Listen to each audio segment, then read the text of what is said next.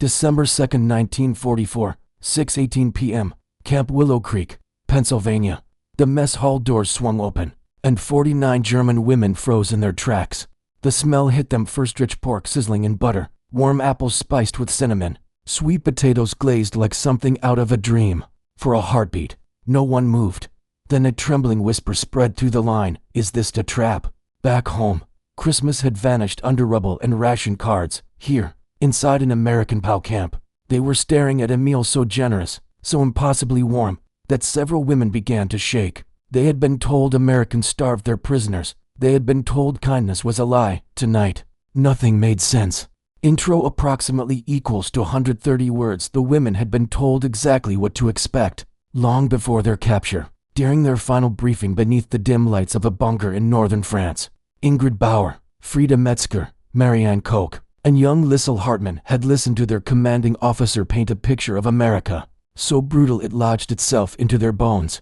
If captured, he warned, the Americans will show no mercy. They are starving. They are desperate. They will humiliate you, break you. Perhaps worse, Ingrid believed him. They all did. So when Allied forces overran their position in late October, and 49 women were taken prisoner, the terror felt justified. The 3-week transport across the Atlantic only confirmed their fears: cramped bunks, freezing nights, guards who said little, food so minimal it barely quieted their hunger. "This is exactly how they treat enemies," Frida whispered one night, clutching her thin blanket, when the women finally arrived at Camp Greenwood, Pennsylvania. The sight of barbed wire towers and floodlights deepened the dread curling in their stomachs. American soldiers processed them without cruelty, but without warmth. They were issued plain gray dresses, led to cold barracks, and warned to follow all rules. Nothing felt safe. Nothing felt human. Then came the announcement that stopped them cold. At 1800 hours, Captain Caldwell's translator said, "You will be served a full dinner." A full dinner? For prisoners? After everything they'd been taught, the women exchanged wary glances. This wasn't kindness. This had to be a trick.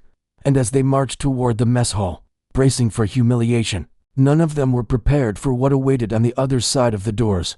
The mess hall doors swung open with a metallic groan, and the German women stepped inside with their shoulders tense, expecting the worst.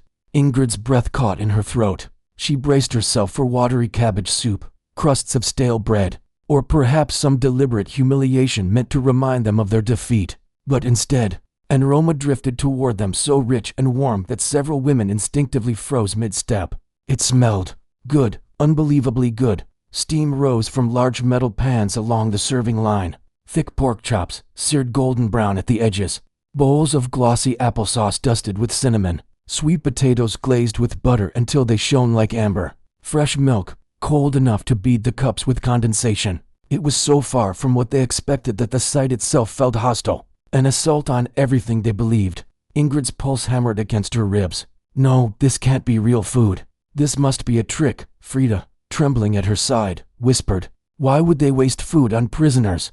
There must be something wrong with it." Her voice cracked on the last word. When the line moved forward, Marianne gripped her tray so tightly her knuckles whitened. The women moved silently as Staff Sergeant Brooks, broad-shouldered, stern-faced, wearing spotless kitchen whites, placed generous portions on each tray without a word. No soldier sneered at them.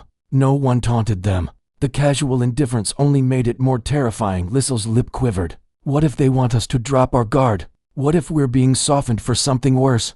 No one answered. Fear was louder than reason. At the end of the line, Private Daniel Reeves, a young American with sandy hair and soft blue eyes, leaned against the counter, chewing on a pork chop from his own tray. When he noticed their hesitation, he paused and lifted his fork dramatically, taking another large bite in plain view. He tapped his stomach and grinned.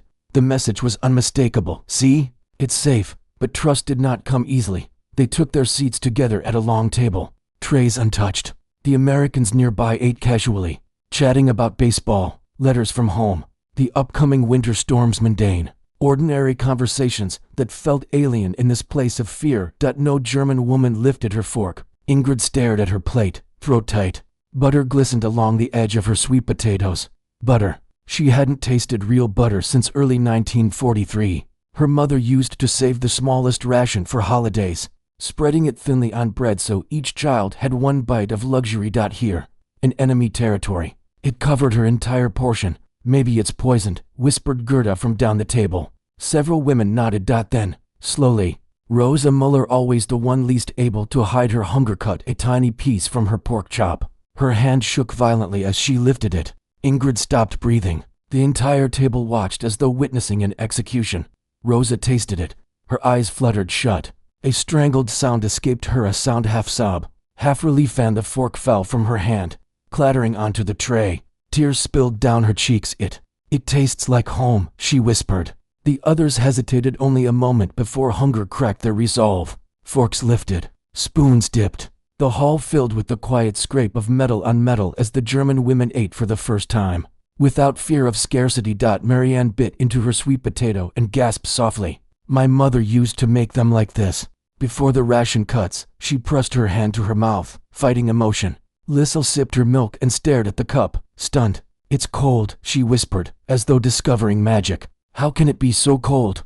Gertrude Meyer, proud, stoic, always composed, broke down openly when she tasted the applesauce. She wasn't the only one. Women who had endured bombings, hunger, and propaganda now cried openly over food. Real food, food prepared with care, food that contradicted everything they'd been told. And at the end of the meal, when Sergeant Brooks quietly returned with a fresh tray of dinner rolls, no one moved. The gesture was so simple, Bread, but it shattered something deeper. These people, they don't want to harm us, Ingrid whispered, saying it felt dangerous that night. In the barracks, no one slept. Ingrid lay awake, listening to the whispers. If they lied about American cruelty, what else did they lie about? What else is untrue? The questions grew heavier than chains. Just before dawn, the breakfast bell rang. The women dreaded going but also couldn't keep themselves away. They stepped inside the mess hall and froze. If dinner had shaken them, breakfast shattered them completely. On the serving line were piles of scrambled eggs, fluffy, bright yellow, unmistakably real, thick slices of ham, toast with butter and strawberry jam, fresh fruit, and the smell of real coffee, not the bitter ersatz they'd lived on for years. Marianne burst into tears before anyone even handed her a tray, and Ingrid understood in that instant. This wasn't a one-time gesture. This wasn't a trick. This was reality. And reality was far more dangerous to their beliefs than any weapon. Because if the food was a lie, then so was the war.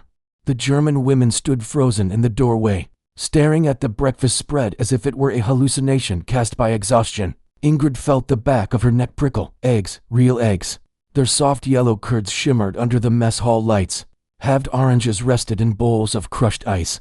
Coffee brewed in tall steel urns, filling the air with a rich, bitter perfume none of them had smelled in years. For a moment, no one moved. The horror wasn't that the food looked dangerous, it was that it looked impossibly kind. Marianne tried to take a breath but failed. Her hands trembled, and when Staff Sergeant Brooks gestured for the women to approach the line, she took one step forward and abruptly covered her face.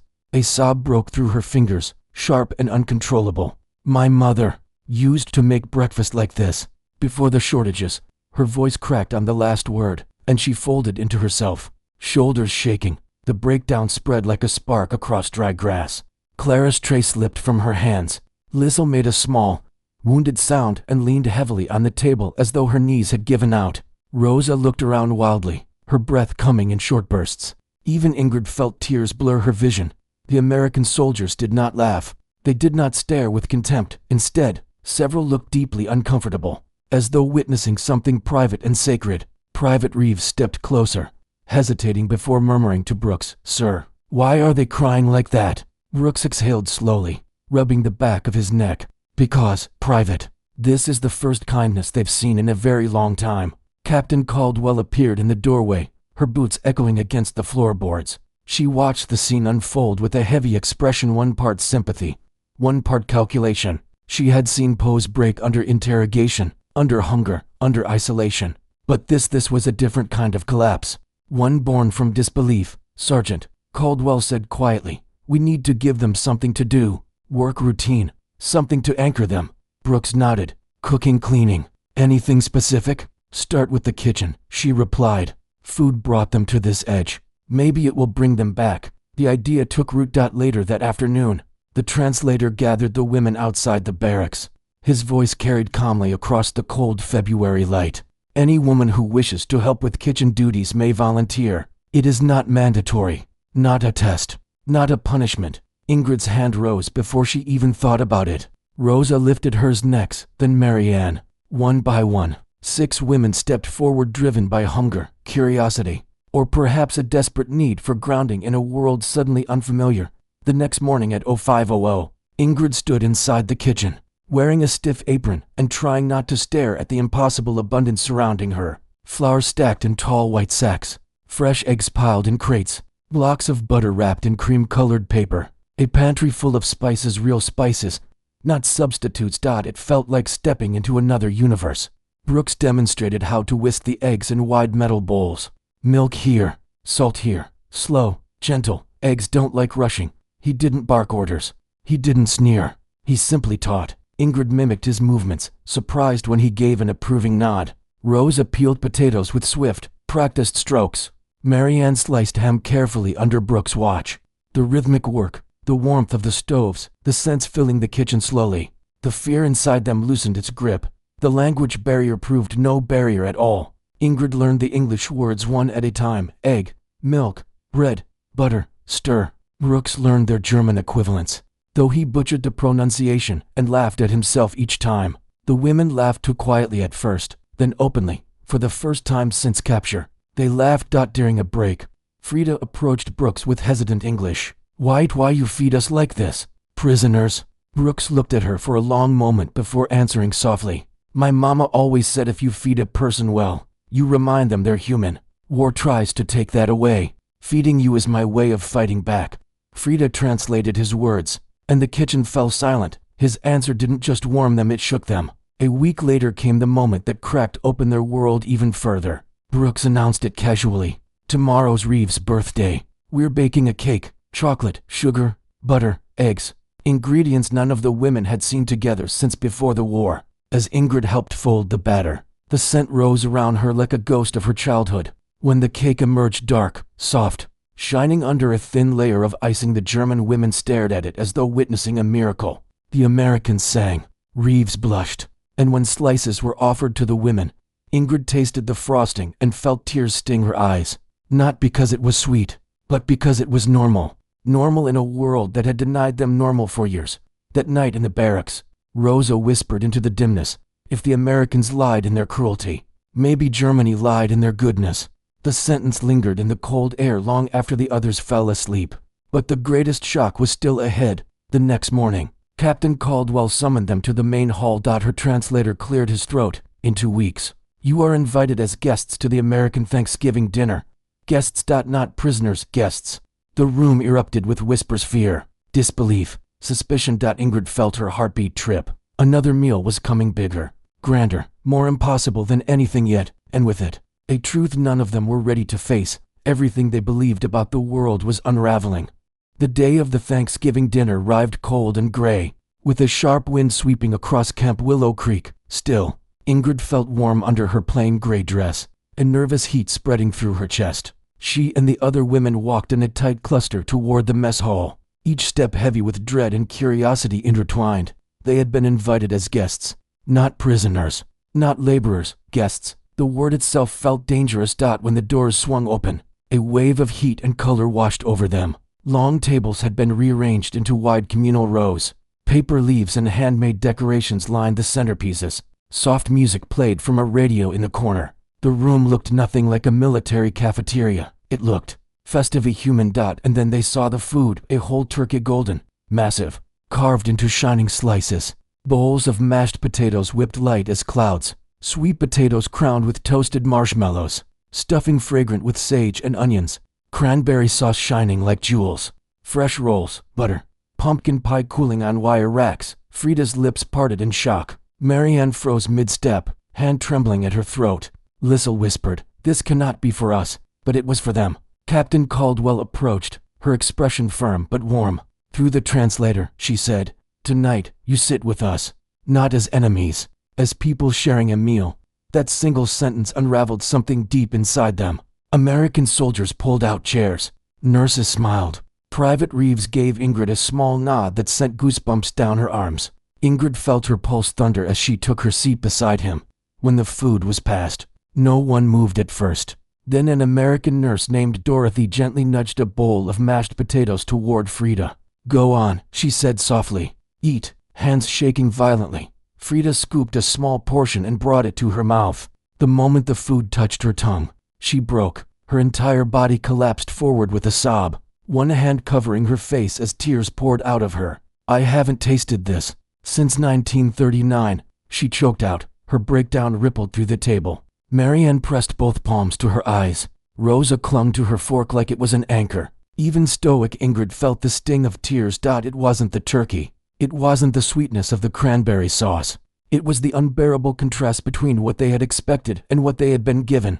An American soldier across from them cleared his throat awkwardly, then began sharing a story about his mother burning every turkey she ever tried to cook. Another chimed in about his siblings fighting over pie. The casual warmth of normal conversation flowed around the German women like a foreign language, but one they longed to understand. Laughter, real laughter, rose around the hall. By the time dessert arrived, something subtle had shifted. Rosa leaned toward Ingrid and whispered, "They eat like this every year?" Ingrid nodded slowly, still stunned. Marianne stared down at her plate as though it were a betrayal. "We were told Americans were starving," she murmured. "But they have more than we ever dreamed."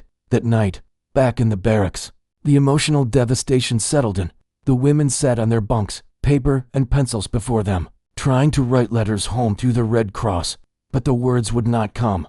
"How do I tell my mother about a feast when she may not even have bread?" Frida whispered. "If we tell them the truth," Gertrude said, her voice quiet but steady, "they will think we have betrayed Germany. If we lie," Ingrid replied, staring at her untouched paper, "we continue the same lies we were fed." No one wrote. No one slept. The truth had become too heavy to hold, and it was about to become even heavier. Just 2 months later, news crackled through the camp like a storm. Germany had surrendered. The war was over. But for 49 German women in an American POW camp, the battle inside them was only beginning. The announcement came on a bright May morning, the kind of morning that almost felt disrespectful in its calmness. Captain Caldwell gathered the German women in the main hall. Her expression was firm but gentle, the look of someone delivering news that would land heavily no matter how it was spoken. Through the translator, she said the words no one expected to hear so simply. "Germany has surrendered. The war in Europe is over." Silence swelled through the room, thick, suffocating, impossible to break. Some women gasped softly. Others looked down at their hands, as though the creases on their palms could offer answers. Frida pressed both fists to her mouth. Marianne blinked rapidly, as if trying to wake from a dream. Lissel whispered, "Over? Just like that?" But the quietest reaction came from Ingrid. She felt her knees weaken. The floor seemed to tilt beneath her. Freedom, real freedom, should have felt like salvation. Instead, all she felt was a hollow fear expanding inside her chest. Because freedom now meant returning home, returning to Germany, returning to ruins. Back in the barracks, the women sat on their bunks, stunned. No one celebrated. No voices rose in relief. The air felt thick with dread. Marianne finally spoke, her voice barely a murmur. "In Cologne, my family might be gone. My homie gone," she swallowed. "What do I return to?" Frida whispered, "Food shortages. Rubble, suspicion. They will not welcome prisoners. They will see us as tainted." Lissel nodded quietly. "We worked in an American kitchen. They will call us traitors before they call us daughters."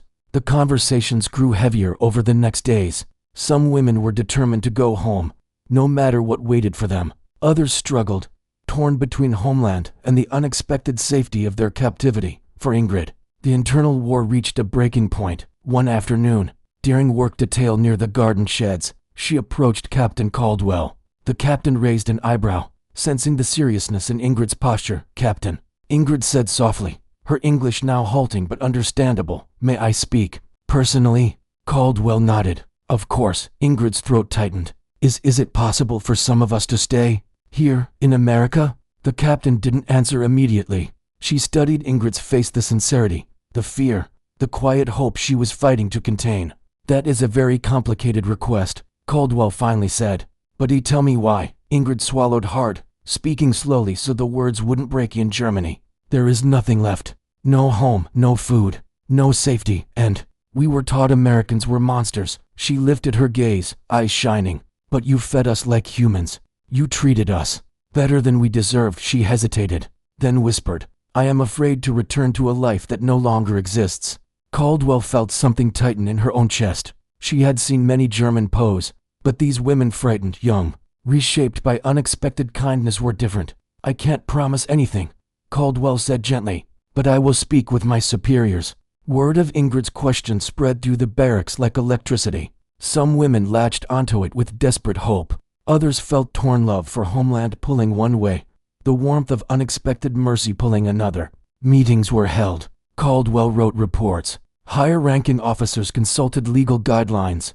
None had ever handled such a request before, especially from women POWs. Finally, a message arrived from headquarters. Caldwell gathered the women once more. "Those who wish to return home will be repatriated as planned," she announced.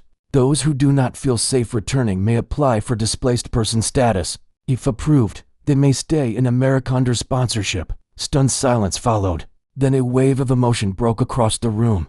Clara collapsed into tears of relief. Frida covered her face with shaking hands. Marianne looked skyward, as though thanking someone only she could see. Others wrestled with guilt and confusion. Germany was home, broken or not. But America had shown them a humanity they barely remembered. Local families, hearing the story through church groups and community programs, visited the camp in the weeks that followed. Some brought blankets, some books. Others brought offers of sponsorship. The decision day approached slow, heavy, and terrifying, and for the first time since the war began, the German women realized the next battle wasn't about nations. It was about choosing where their lives would begin again. The final week at Camp Willow Creek felt heavier than any winter the women had endured, not because of cold or hunger, but because each hour pulled them closer to a decision that would shape the rest of their lives. Return to Germany, the land of their birth, now shattered and starving, or remain in the country they had been taught to fear, yet had treated them with unexpected humanity. Captain Caldwell gathered them for the last time in the recreation hall. Through the tall windows, sunlight filtered in like a quiet blessing. She held a list in her hand, her expression steady. "Ladies," she said softly, "those who wish to return will board transports starting Monday. Those who have applied to stay will remain here for processing. Whatever you choose, your dignity remains intact." One by one, she called out names. 20 women stepped forward to return home, women who couldn't bear the thought of leaving parents, siblings, or memories behind. Their faces were drawn with worry, but their longing for home was stronger than fear. Then Caldwell read the second list. 29 women had chosen to apply to stay. Ingrid, Frida, Marianne, Lissel, and 25 others whose lives had quietly changed inside the walls of an enemy country. Some American families had already stepped forward with offers of sponsorship. Church groups visited with warm smiles and tins of biscuits. The Adler family from nearby Harrisburg offered to take Ingrid in, impressed by her calm leadership in the camp kitchen. Brooks, the stern-faced cook whose food had undone months of propaganda, promised to support Frida's application for work in a restaurant. A veterans medical program offered Marianne a chance to train as a nurse.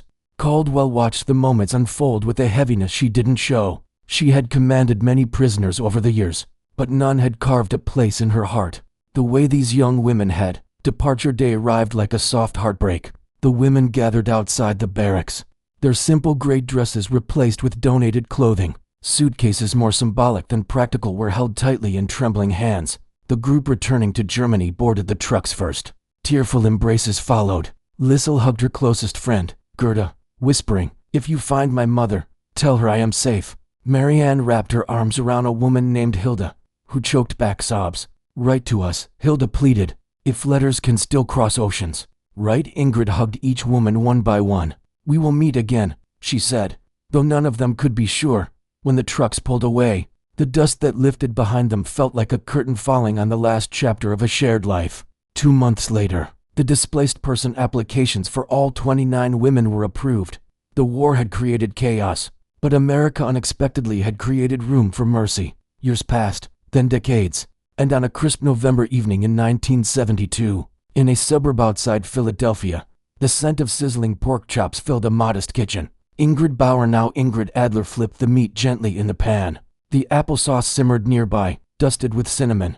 The sweet potatoes glistened with melted butter. Her daughter, Anna, leaned against the counter, watching. "Mom," she said, "why do you always make this exact meal on this day?" Ingrid paused, wooden spoon in hand. Outside, The sky glowed orange with the last light of sunset. Inside, the warmth of the stove wrapped her like a memory. "This was the first meal I tasted in America," Ingrid said quietly. "It was the night everything I believed changed." She set the spoon down and looked at her daughter with eyes softened by years and gratitude. "They told us America was a land of monsters, that kindness was a lie. But that night, your grandmother's voice came back to me. A warm meal can change a cold heart."